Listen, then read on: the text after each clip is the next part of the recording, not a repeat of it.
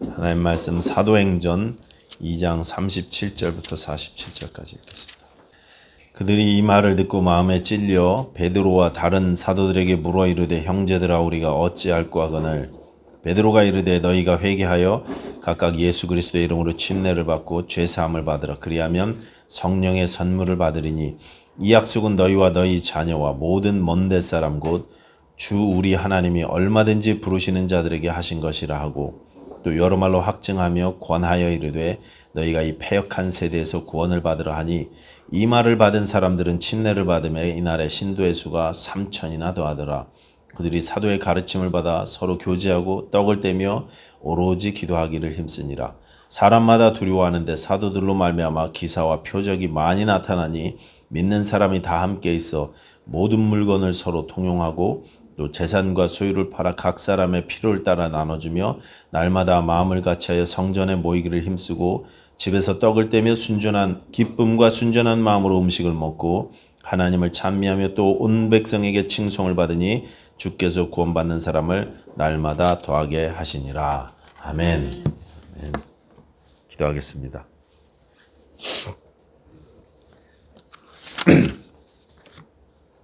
아버지 하나님, 우리에게 은혜 베풀어 주셔서 처음 우리 신앙의 선배들로부터 믿음을 이어받게 하시고 우리 또한 하나님 성령을 선물로 받아 교회로 모이게 하시고 이곳에서 하나님을 섬기게 하시니 감사합니다. 하나님, 주님께서 주시는 이 귀하신 말씀을 이 시간에 우리 심령이 아멘으로 받게 하여 주시고 이 말씀대로 사는 삶이 되게 하여 주시옵소서.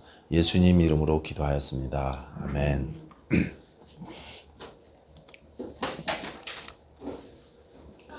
10살이 채 안 돼 보이는 꼬마애들 둘이, 초등학생 꼬마애들 둘이 엄마하고 같이 도자기 굽는 가게, 기념품 가게 이렇게 찾아왔답니다. 거기는 이제 도자기를 초벌로 구비해 놓고 거기서 그림도 그리고 도자기 위에다 글씨도 쓰고 색칠을 하면 그거를 이제 유약을 발라갖고 그래서 이제 킬른 가마죠. 전기 가마에다 구워서 이렇게 도자기를 만들어주는 그런 가게랍니다.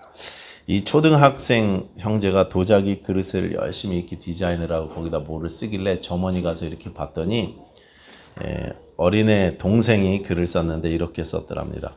인생은 포기하면 편하다. 이렇게 썼대요. 그래서 점원이 그걸 보고 너무 어이가 없어서 막 웃고 있는데 엄마가 찾아와서 이렇게 보더니 이놈의 새끼가 또 이래네 그러면서 막 구박을 했대요. 그래서 그 형이 쓴 글이 또 궁금해서 형은 뭐라고 썼나 봤더니 형은 이렇게 썼답니다. 로또만이 답이다. 이렇게 인생이 답이 없다는 거죠. 로또만이 답이다. 이렇게 썼답니다. 이게 뭐 어이없는 말이고 우스갯소리 같은 이야기지만 사실 잘 생각해 보면 우리가 신앙적으로 어떤 통찰력이 있는 그런 이야기가 아닌가 싶습니다. 인생을 포기하면 편하다 그랬는데 여러분, 우리 신앙은 내 힘으로 하려는 것들을 자꾸 내려놓고 포기해야 됩니다. 포기하셔야 돼요. 포기하는 게 신앙이라고 할 정도로 그렇게 나를 내려놓고 포기하는 일들이 있어야 됩니다. 로또만이 답이다 그랬는데요. 우리 인생은요, 답이 없습니다. 답이 없습니다. 예수 그리스도가 아니면 인생에 답이 없습니다. 내 힘으로 하려던 것을 내려놓고 내 능력으로 할 수 있다는 것이 아무것도 없다는 사실을 깨닫고 그리고 인정해야만 하는 것입니다. 이렇게 깊은 영적 절망 가운데 빠졌을 때 주님이 찾아오시는 것, 이것이 우리 신앙생활의 시작 아닙니까? 내가 할 수 있는 게 아무것도 없구나. 내가 이제까지 살아온 이 죄를 이걸 어떻게 내가 갚아요? 이 과거에 다 저질러 지나온 이걸 어떻게 갚아요? 이게 내가 할 수 있는 게 없습니다. 그럴 때 주님께서 우리를 찾아오시고 해결해 주시는 것입니다. 그렇기 때문에 이제 경건하신 분들은요, 도저히 교만할 수가 없습니다. 도저히 내가 높아질 수가 없습니다. 사람이 영광을 받을 수가 없어요. 신앙인이라면. 영광을 받을 수가 없어요. 주님이 하시는 일인데 내가 어떻게 영광 받겠습니까? 하나님께서 하신 일인데 내 이름이 높아지면 그건 잘못된 거죠. 오늘 본문의 베드로의 설교를 들었던 청중들의 반응이요, 영적 절망을 느꼈다고 했습니다. 37절 우리가 다 같이 보겠습니다. 37절. 다 같이 시작. 그들이 이 말을 듣고 마음에 찔려 베드로와 다른 사도들에게 물어 이르되 형제들아 우리가 어찌할꼬 하거늘. 예수님은 하나님의 아들 그리스도신데 너희가 죽였다 그랬죠. 너희가 십자가에 못 박았다. 그런데 하나님이 살리시고 주와 그리스도로 삼으셨다 이렇게 말씀하셨는데 이게 설교의 결론이었거든요. 그래서 이 설교를 들은 사람들이 어떤 반응을 보였냐면 저희가 이 이야기를 듣고 이 말을 듣고 마음에 찔렸다 이렇게 돼 있어요. 마음에 찔렸다. 이것이 첫 반응이었습니다. 마음에 찔렸다는 거는요, 깊이 찔렀다 그런 뜻입니다. 마음에 깊은 찔림이 있었다 그런 뜻입니다. 충격을 주었다 이런 단어입니다. 제가 단어를 찾아보니까 카타노소 이렇게 되어 있더라고요. 깊은 찔림, 깊은 충격. 네. 설교를 듣고 나서 깊은 충격을 받았습니다. 이어서 베드로와 다른 사도들에게 물어 이르되 형제들아 우리가 어찌할꼬 이렇게 물었습니다. 그럼 우리가 어떻게 해야 되냐? 충격을 받았는데 그리스도를 우리가 죽였으니 이거 어떻게 하냐? 사도들에게 물었습니다. 어떻게 해야 될지 모르겠다는 거죠. 우리 인생에 답이 없다는 것입니다. 여러분 이렇게 인간의 모든 수단과 방법이 끝나는 그곳에서 구원의 역사가 시작되는 줄로 믿습니다.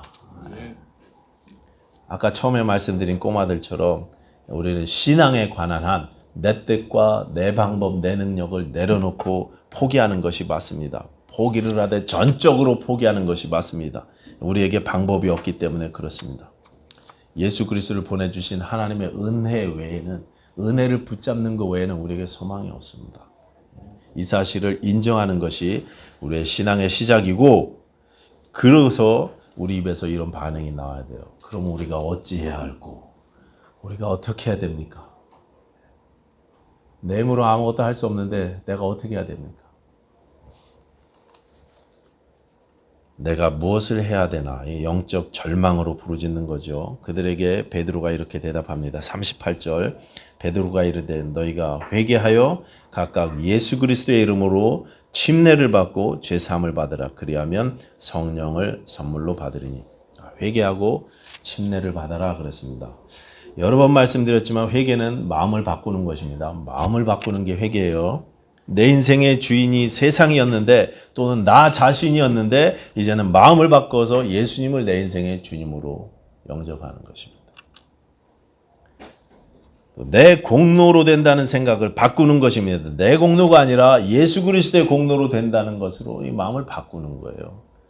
이제까지 살아온 내 삶의 모든 방식들, 내 방법들, 내 노력, 내 능력 다 내려놓고 다 포기하고 예수 그리스도께 항복하는 것, 내가 할 수 없다 인정하는 이게 회개입니다, 여러분. 회개예요. 그리고 침례를 받으라 그랬습니다. 침례는 잘 아시는 대로 내가 예수와 연합하여 예수와 함께 죽고 예수와 함께 살았다는 고백입니다. 내 옛사람이 죽고 내가 예수 안에서 새 사람으로 산다는, 예수와 연합해서 산다는 그런 고백입니다. 내 자아가 십자가에서 예수와 함께 못 박혀 죽었다는 고백. 회개하고 침례받고 죄사함 받고 성령 받으라는 이 명령이 순서가 뭐부터 시작되는 건지는 지금도 성경학자들 사이에서 많은 논란이 있습니다. 성령님이 제일 먼저 오셔서 이런 일을 하시는 거냐, 아니면 내가 회개를 시작해야 이런 일들이 따라오는 거냐, 아니면 침례를 받아야 죄사함을 받는 거냐, 아니면 죄사함 받은 표로 침례를 받는 거냐.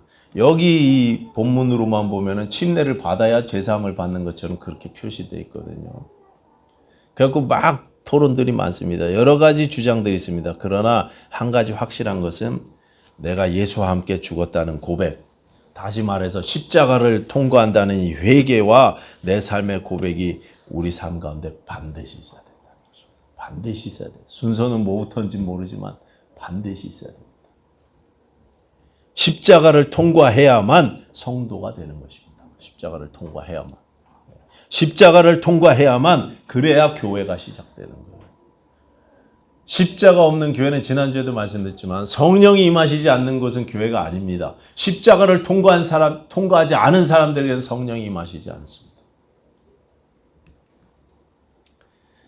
우리는 옛사람이 죽었다는 사실을 아십니까? 여러분 십자가를 통과하신 분들이십니까? 예수와 함께. 첫 교회는요, 그렇게 시작됐습니다. 마음에 찔림을 받아서 회개하고 침례받고 죄사함 받고 성령 받아 시작되었습니다. 이 과정을 겪은 사람들이 모여 있어야 그래야 교회입니다. 우리 21세기 침례교회는 그런 교회인 줄로 믿습니다. 회개함 없이 성도가 될 수 없습니다. 마음에 예수를 주인으로 모신 삶이 없이 신자가 될 수 없는 것입니다. 예수님을 인생의 주님으로 모시고 죄사함 받고 성령을 받은 사람들이 모여야 교회인 것이고, 예루살렘 교회는 그렇게 시작되었습니다. 네, 사도행전 7장에 보시면 스데반 집사님도 설교를 하죠. 스데반 집사님도 설교를 했는데 베드로보다 훨씬 엄청나게 긴 설교를 하셨거든요. 결론은, 긴 설교를 하셨지만 결론은 베드로 사도와 똑같습니다. 너희 조상들이 선지자들 중에 누구를 박해하지 않았느냐? 의인이 오시리라 예고한 자들을 그들이 죽였고 이제 너희는 그 의인을 잡아준 자요 살인한 자가 되었으니, 그 의인 예수 그리스도를 너희가 죽였다는 것입니다. 베드로하고 똑같아요. 너희가 죽였다. 근데 설교를 들었던 사람들의 반응이 달랐어요. 사도행전 7장 54절 보시면은요, 이렇게 되어 있습니다. 그들의 반응이, 그들이 이 말을 듣고 마음에 찔렸다 이렇게 되어 있어요. 자, 한국말 성경으로 보면 똑같죠. 베드로의 설교를 들은 분들도 마음에 깊은 찔림, 마음에 찔렸죠. 그래서 우리가 어찌할꼬 이렇게 반응했죠. 스데반 집사님의 설교를 들은 분들도 마음에 찔림이 있었습니다. 근데 베드로의 설교를 들은 사람들은 마음에 카타노소라 그랬잖아요. 깊은 충격을 받은 거고요. 스데반 집사님의 설교를 들은 사람들은 마음이 분노로 찢겼다 이런 뜻입니다. 한국말로는 같은 단어로 번역됐지만 완전히 다른 말입니다. 디아프리오라는 단어입니다. 이 반응은 사도행전 5장에도 나옵니다. 5장 33절 한번 찾아볼까요? 사도행전 5장 33절. 다 같이 시작. 그들이 5장 33절 시작. 그들이 듣고 크게 노하여 사도들을 없이 하고자 할지.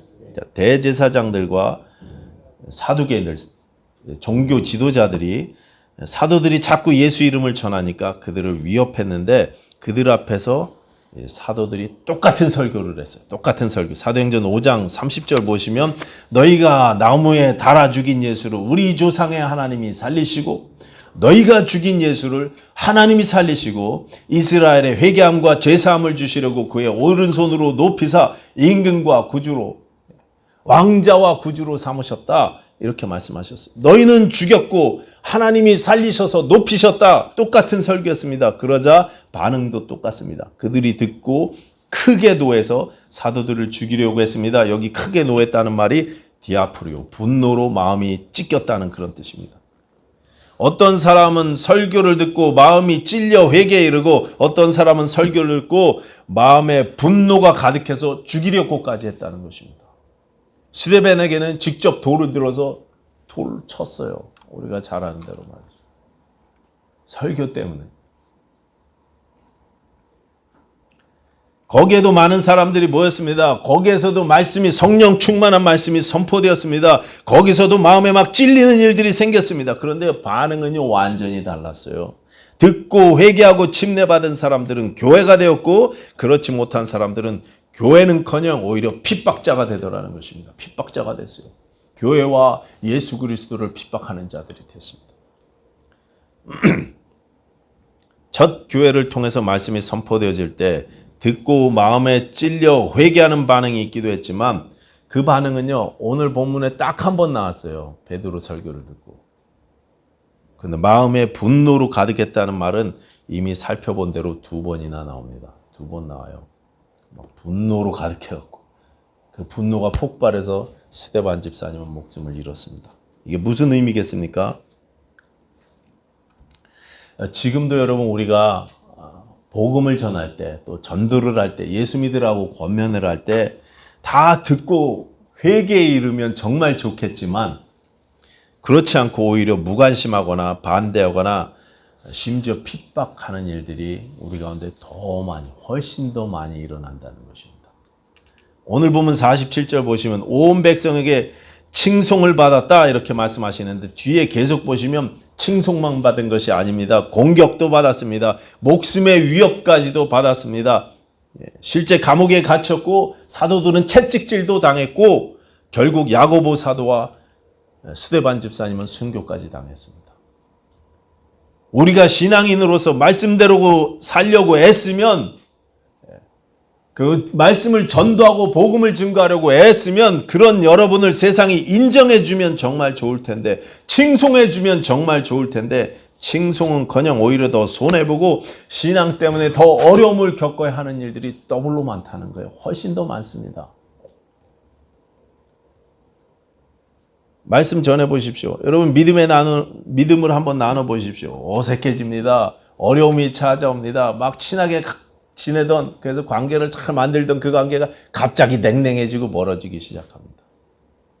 불이익을 당할 수도 있습니다. 부정적인 반응들이 훨씬 더 많습니다. 그럼에도 불구하고 첫 교회는요 이 일을 계속했어요. 계속했습니다. 반대에도 불구하고 어려움에도 불구하고 불이익에도 불구하고 신자로서 사도로서 교회로서 해야 될 일을 계속했어요. 계속했습니다. 우리 21세기 침례교회도 교회로서 우리가 마땅히 가야 될 이 길을 계속 가야 할 줄로 믿습니다. 땅끝까지 이르러 내 증인이 되어라. 환난과 핍박이 너에게 있을 것이다. 그러나 담대해라. 내가 세상을 이겼다. 내가 너희와 세상 끝까지 함께 할 것이다. 라는 이 예수님의 약속의 말씀을 붙잡고 우리도 끝까지 순종해야 될 줄로 믿습니다. 아멘. 오늘 본문 41절 이하에 보시면 3,000명이나 신도의 수가 늘어나게 되었고 그들이 사도의 가르침을 받아서 서로 교제하고 떡을 뗐다는 말은 우리 주님의 희생을 기념하고 기억하면서 이제 주님의 만찬을 나눴다는 뜻이죠. 이렇게 만찬을 나누고 그리고 기도에 힘쓰기 시작합니다. 그 다음에 그 아래도 쭉 보시면 교회 생활을 어떻게 했는지 나오는데 서로 어려움을 도와주고 마음을 같이 했고 모이기를 힘쓰고 또 떡을 떼고 음식을 함께 먹고 그리고 하나님을 찬미하고 칭송을 받았다 이렇게 나옵니다. 그러면서 맨 마지막에 뭐라고 이야기하시냐면 주께서 구원받는 사람을 날마다 더하게 하시니라. 구원받는 사람을 날마다 더하셨다. 이게 첫 교회의 처음 사역의 결론이었습니다. 물론 예루살렘 교회도 나중에 살짝 편질되어져 갔지만 그래서 하나님이 특별히 개입하셔야 했지만 처음 사역은 이랬습니다. 생명이 살아나는 역사가 날마다 더하게 하시니라. 날마다 있더라. 이것이 결론이었습니다. 날마다 생명이 살아나는 역사, 날마다 구원받는 역사, 날마다 회복되는 역사. 교회가 해야 될 일이 이것입니다. 생명을 살리는 일. 신자가 힘써야 될 일이 이것입니다. 영혼을 구원하는 일에 쓰임받는 일. 개인 전도하는 일. 내 신앙을 표현하고 나누는 일. 권면하는 일. 여러분 이런 일에 돈이 많이 들까요? 돈이 많이 들까요? 한 교회 예산이 한 1,000만 불은 있어야 되는 일입니까? 1,000만 불까지는 아니더라도 한 100만 불 정도는 교회 예산이 있어야 이런 일을 할 수 있습니까? 이런 일에 아름다운 건물이 필요합니까? 예배당이 좀 크고 화려해야 이런 전도할 수 있습니까? 혹시 이제 교회를 인도하는 거는 좀 건물이 잘 돼 있고 불편 없이 시설도 잘 되고 그러면 좀 유리하겠죠. 그러나 여러분 믿음을 나누는 일에 그게 꼭 필요합니까? 그렇지 않습니다. 우리가 성령 충만하기만 하면 우리가 예수님의 분부를 잘 기억하기만 하면 그러면 능히 할 수 있는 일입니다. 해야만 하는 일인 것입니다. 오늘날 우리 교회를 비롯해서 대부분의 많은 교회들이 거의 모든 교회들이 사실 이 고비용 저효율의 사역을 한다고 저는 그렇게 생각합니다. 성도들이 정말 땀 흘리고 수고해서 매주 11조를 하고 또 헌금도 하고 해서 재정에 헌금을 이렇게 모아놓는데 그런데 그 비용들이 그 돈들이 생명을 살리는 일에 얼마나 쓰이고 있나 한번 고민해 봐야 될 것 같아요. 냉정하게 우리가 한번 살펴봐야 될 것 같습니다. 교회의 영혼을 구원하는 가장 근본적인 이런 일 외에 들어가는 부대 비용들이 너무나 많은 것 같다는 생각을 제가 하게 됩니다. 헌금을 걷어서 목사 사례비 주고 건물 관리하는데 교회 페이먼 내고 유틸리티 돈 내고 그런데 다 써요. 혹시 여유 있는 교회들은 그러면은 뭐 여러 가지 이런저런 행사를 하고 친교를 하면서 또 돈 다 써요. 이래저래. 물론 그런 행사들도 필요하긴 하지만 본질이 아닌 일에 너무나 많은 비용을 쓰고 있는 건 아닌가 하는 그런 두려운 생각들이 들더란 말이죠.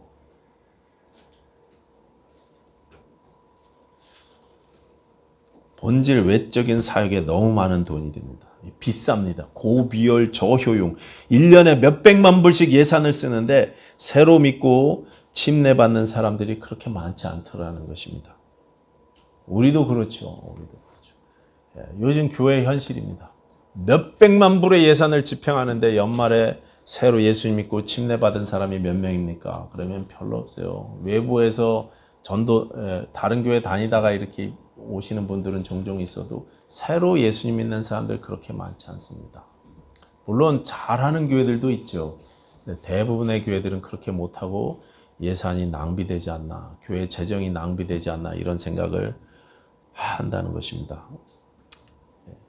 본질에 힘쓰려고 애쓰는 교회들과 목사님도 분명히 있습니다. 있기는 있지만 당연한 그 모습이 이렇게 찾아보기가 힘든 이유가 무엇입니까? 우리가 고민하지 않을 수가 없는 것입니다. 고민하지 않을 수가 없어요. 지난번에도 한번 소개해드렸지만 우리 한국의 대한민국 해군 사관학교 앞에 가면은 그 선교센터가 하나 있습니다. 근데 그 선교센터는 생도들을 이렇게 전도를 하고 그리고 사관생도들이 전도받은 사람들이 저학년 때는 기숙사에 있어야 되지만 좀 자유로울 때는 거기서 합숙도 시키면서 신앙훈련을 하는 것입니다.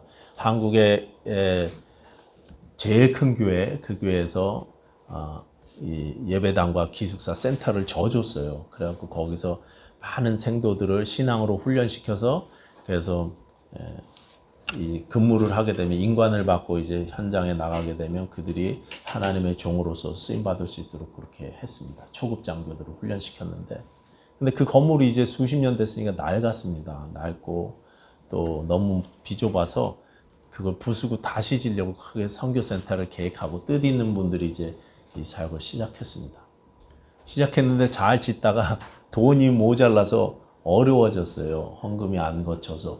그래서 그 건축의 책임자였던 해군 예비역 장성이었던 장로님께서 직접 한국의 큰 교회들을 찾아다니면서 그러면서 그분들의 비전, 해군 복음화, 대한민국 군대 복음화, 젊은 청년들을 전도해야 됩니다 해갖고 해군 함정들은 바닷가에 나가면 한 달씩 두 달씩 떠 있는데 예배를 못 드리잖아요. 그러니까 초급 장교들을 훈련시켜서 배 구석에서 저 지하실 그런 방들 많으니까 거기서 모아놓고 예배 드리는 일에 이 사람들을 훈련시켜서 쓰임받게 해야 됩니다. 예배 드려야 되지 않습니까? 해갖고 그들 비전, 뭐 해군 함정들이 뭐 몇십 척 있을 거 아닙니까? 큰 몇백 척 조그만 것까지 있잖아요. 그러니까 그런 함정들마다 교회를 세우는 게 목표예요. 그래서 그거를 이제 큰 교회 찾아다니면서 새벽 기도 때 뭐 이럴 때 찾아다니면서 이 장로님이 목사님들한테 팜플렛을 보여드리고 그분들의 비전을 설명하고 헌금 좀 보태주세요. 이 센터를 쳐서 여기서 생도들을 훈련시키고 싶습니다. 이렇게 부탁을 드렸습니다. 근데 많은 교회들이 협조를 하지 않습니다. 예산에 없어서 한번 생각해 볼게요. 같이 기도해 드릴게요. 이렇게 그냥 상투적인 이야기들만 하지 실제적인 도움을 안 주시더라는 거죠. 못 주시더라는 거죠. 근데 우리가 요즘에 인터넷에서 뜨는 어떤 목사님, 많은 분들이 존경하는 그 비교적 젊으신 그 목사님한테 찾아갔습니다. 새벽 기도에 찾아갔더니 너무 좀 예배 끝나고 나서 그러고 나서 새벽 기도에 그 뭐 교회 중직들과 같이 오뎅을 드셨대요. 오뎅을 드시면서 이제 그거를 설명을 하고 브리핑을 했더니 이제 처음부터 그렇게 얘기가 좀 어색해갖고 그 목사님 고향이 같은 통영이네요. 그래서 고향 얘기도 좀 하고 막 이랬더니 그 목사님이 하시는 얘기가 저는 예수 믿고 고향 별로 중요하게 생각하지 않습니다. 그렇게 딱 이야기하시더라고요. 뭐가 중요합니까? 고향이. 예수 믿고는 예수 믿는 사람한테. 어색하죠. 그래서 이제 해군에서 기념품으로 주는 넥타이 핀, 잠수함 핀을 딱 선물로 드렸더니 저는 예수 믿고 이런 것도 장식 같은 것도 안 합니다. 또 그 무한하게 말이죠. 그래갖고 아주 무한해갖고 그렇게 나섰다 그래요. 그러니까 저렇게 좀 심하게 말씀하시나 이렇게 생각하고 속으로는 좀 잘 안 되겠다 이렇게 생각하고 진해 그 건축 현장으로 오셔서 또 근무를 하셨답니다. 2-3주 뒤에 그 교회에서 부목사님들이 건축 현장에 방문하셨대요. 부목사님 2-3분이 방문하셔갖고 보고 사진도 찍고 하신 다음에 그 교회에 돌아가셨는데 바로 얼마 뒤에 그 교회 통장에 남아있던 예산을 싹 다 긁어갖고 어마어마한 돈을 헌금으로 보내주셨어요. 한 푼도 안 남기고 그 교회에서 쓰다가 남은 돈이 어디 있겠습니까? 다 예산이 있을 텐데. 근데 그 교회 그 해에 아직 집행하지 않았던 통장에 남아있던 돈을 싹 긁어갖고 거기 건축원금으로 보내주셨대요. 그래서 너무 감사해갖고 감사 인사를 하려고 전화를 해요. 받지도 않고 연락도 안 되고 그래서 또 새벽 기도에 찾아갔답니다. 찾아갔는데 만나지도 않으려고 얘기도 안 하려고 그랬어요. 그게 내 일인가? 내가 한 일인가? 그게 내 돈인가? 목사님 태도가 그러신 거예요. 하나님으로 하시겠다는데.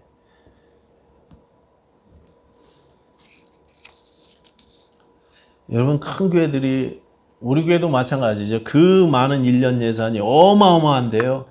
냉정합니다. 하나님의 일인데 분명히 근데 별로 관심이 없어요. 물론 이미 정해진 예산이 있으니까 그게 맞춰서 쓰다 보니까 그렇게 되겠지만 때로 여유가 있어도 그렇게 못하는 교회들, 못하는 성도님들이 많습니다.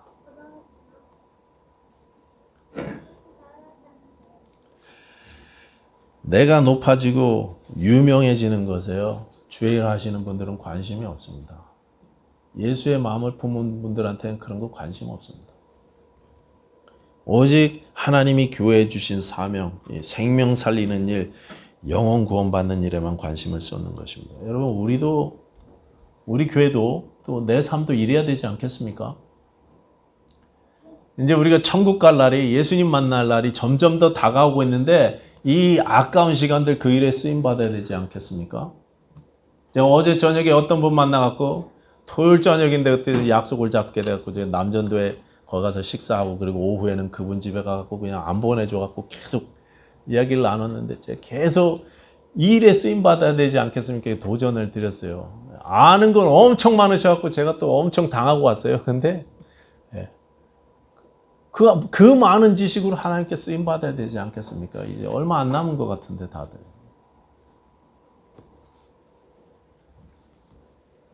내 남은 시간들 하나님 앞에 설 때까지 이 귀한 시간들을 생명 살리는 일에 쓰임 받아야 되지 않겠습니까? 우리 교회가 그렇게 쓰임 받아야 되지 않겠습니까?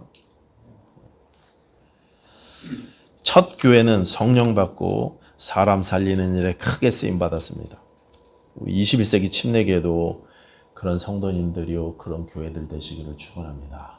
기도하겠습니다.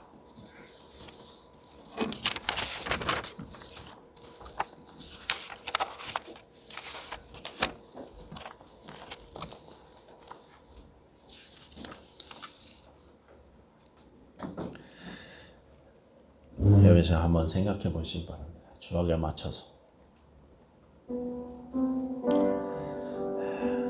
하나님께서 우리 주 예수님께서 우리에게 그렇게 간절하게 부탁하셨는데 그 예수님의 부탁을 우리가 중요하게 여기고 있는지 내 식구들과 또 나에게 허락하신 관계들 가운데 믿음을 나누는 삶을 살고 있는지 항상 이 생명 살리는 일을 염두에 두면서 우리가 하루하루 지내고 있는지 한번 생각해 보시기 바랍니다. 무엇에 우리가 관심을 쏟고 무엇에 힘을 쏟으며 살고 있는지 한번 생각해 보시기 바랍니다. 자, 다 같이 기도하겠습니다. 하나님 그렇습니다. 우리가 영혼 살리는 일에 관심 갖는 교회요, 관심 갖는 성도 되길 원합니다. 그렇게 함께 통성으로 기도하겠습니다. 하나님 아버지 감사합니다. 우리의 관심이 이 세상이 아니라 하나님 나라가 되게 하여 주시옵소서. 우리 예수님께서 우리에게 부탁하신 것, 그렇게 간절하게 부탁하신 것을 우리가 날마다 기억하는 저희들 되게 해 주시옵소서. 하나님, 나에게 허락하신 관계들 가운데 예수 그리스도가 증거되기를 원합니다. 하나님, 우리의 자녀들의 삶 가운데 예수 그리스도가 증거되기를 원합니다. 하나님, 우리의 식구들이 한 사람도 빠짐없이 주를 영접하게 되기를 원합니다. 아버지 영광 받아 주시옵소서. 우리 21세기 침례교회가 그렇게 되기를 원합니다. 쓰임받는 성도여 쓰임받는 교회 되기를 원합니다. 생명 살리는 일에 하나님 고효율적인 그런 교회 되기를 원합니다. 하나님, 우리를 축복하시고 인도하여 주시옵소서. 하나님, 첫 교회에 주셨던 그런 열정들과 성령 충만의 기적들이 우리 가운데도 있게 하여 주시옵소서. 이제 하나님, 우리 교회가 25주년 창립을 향해 달려가고 있습니다. 이 귀한 시간 동안 하나님 우리에게 주셨던 많은 도전들과 많은 결단들이 다시 한번 일어서게 하시고 폭발케 하여 주시고 성령 충만함으로 일들을 감당해 나가는 저희들 되게 하여 주시옵소서. 감사드리며 예수님의 이름으로